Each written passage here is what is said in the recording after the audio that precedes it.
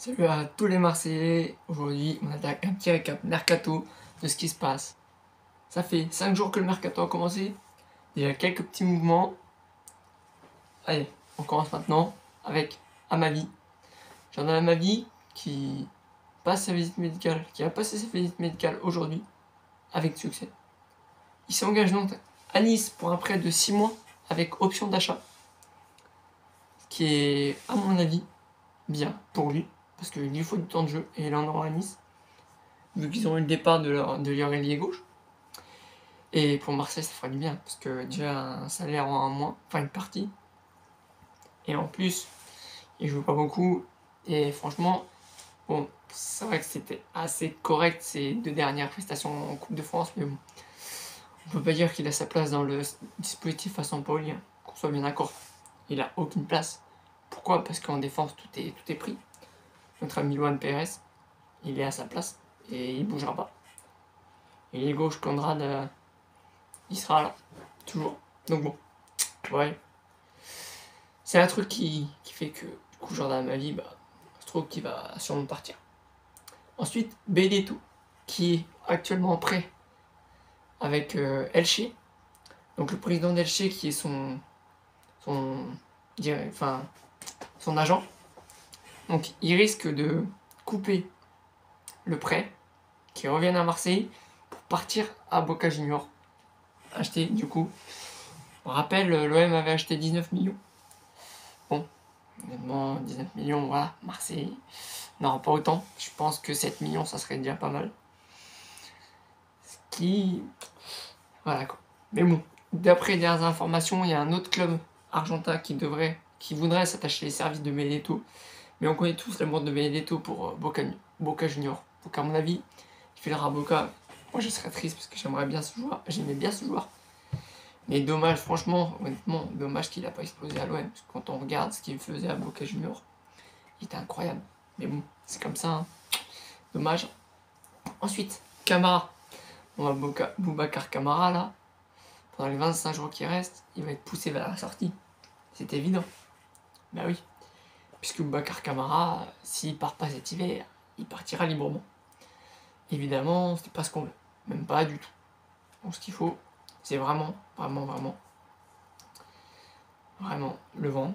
Donc pour ça, la Roma, il voudrait baisser les options d'achat de Paul Lopez et de Under. Pour rappel, Under, il va être pris, il va être acheté, toutes les conditions sont prises pour l'achat. Et Paul Lopez, il lui reste un match. Donc autant vous dire que ça va être fait. Donc en plus de ça, l'OM demanderait 10 millions d'euros, la Roma en propose 7. Bon, honnêtement, ça devrait se faire, même si peut-être pas 10, peut-être 9. En tout cas, il faudra vraiment que ça se fasse, parce que moi je trouve Camara très, très limite. Très limite ces derniers temps. Qui est moyen. Mais bon, après, voilà, faut vite qu'on le vende, plus vite, pour qu'on puisse trouver un remplaçant, puisque comme Gaï il va à la canne, il faudra vraiment trouver quelqu'un. Longoria ensuite a refusé l'échange Milik avec la pépite brésilienne, qui était estimée par 20 millions. 20 millions par transfert market. Donc 20 millions, voilà. Et puis Milik il veut rester à l'OM, et puis en plus il revient en forme. Il veut montrer qui il est, et Milik montrera qui il est. Parce que franchement, c'est un très bon attaquant. Ensuite, une offre pour Kolo Muani, l'avant-centre de Nantes, qui est très bon, qui serait libre dès cet été, je crois, et qui voudrait faire une offre. Donc pour l'avoir maintenant et avoir la concurrence Premier League. Parce que Dieng, c'est bien, mais c'est pas assez niveau concurrence. Là, ce que Marseille vise, niveau poste, c'est un ailier gauche expérimenté, un défenseur central. Parce que, sûrement, Kaitaka risque de partir. Donc bon, Kaitaka... Voilà, il y en a qui discutent, parce qu'il y avait Alvaro aussi. Alvaro, bien sûr. Qui devait... Enfin, du moins, les rumeurs l'envoyaient autre part. Mais... il a dit non, je resterai, je me battrai. Ça, c'est moi Alvaro avec la grinta. C'est bon. Notre Alvaro reste. Et comme quoi, Alvaro pourrait prendre la place de Douillet Kaitaka, mais il faudrait quand même un remplaçant, parce qu'on serait limite en défenseur, même si on a Leonardo Ballardi. Ensuite, il y a eu aussi les offres Bamba Dieng. Quels clubs anglais de première ligue sont intéressés par lui? Honnêtement, Dieng, moi je veux qu'il reste. J'adore, c'est un mec, tu vois, qui a l'amour de l'OM. Tu le sens en fait, tu le sens quand il joue. Il manque un peu d'expérience. Je trouve qu'il se précipite trop quand il tire. Mais on en a besoin. Oh, qu'on en a besoin. Ensuite, mais ça c'est pour cet été, l'OM se positionne sur Kolasinac. Il y est droit de... Attention, d'Arsenal. Il est au club depuis 2017. Bon, honnêtement, c'est bien. Franchement, moi je l'ai trouvé très bon avant. Faut qu'il revienne. C'est un gars qui a un esprit combatif, qui en veut, ce que veut Sampaoli.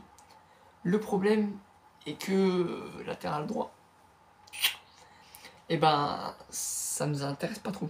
Puisque si Sampaoli joue encore en 3-5-2, enfin ça dépend comment il veut jouer, enfin bref. En tout cas, voilà, quand même il n'utilise pas de latéral droit. À moins qu'il, ouais, c'est bizarre parce que comme on a Rongier, qui fait un peu latéral droit quand il descend. Ouais, après voilà, on a le temps de voir, c'est pour cet été. En tout cas pour ce mercato, franchement, j'espère 3 joueurs d'expérimentation. 3 joueurs expérimentés. Et j'aimerais Alexis Sanchez, mais j'entends plus parler, ça me fait chier. Mais bon, à l'OM, tous ensemble pour la victoire, un bon mercato pour la Ligue des Champions en fin de saison. Et on va se retrouver pour le match contre Bordeaux s'il a lieu. Et puis on va les vaincre, ces Bordelais. On va les vaincre.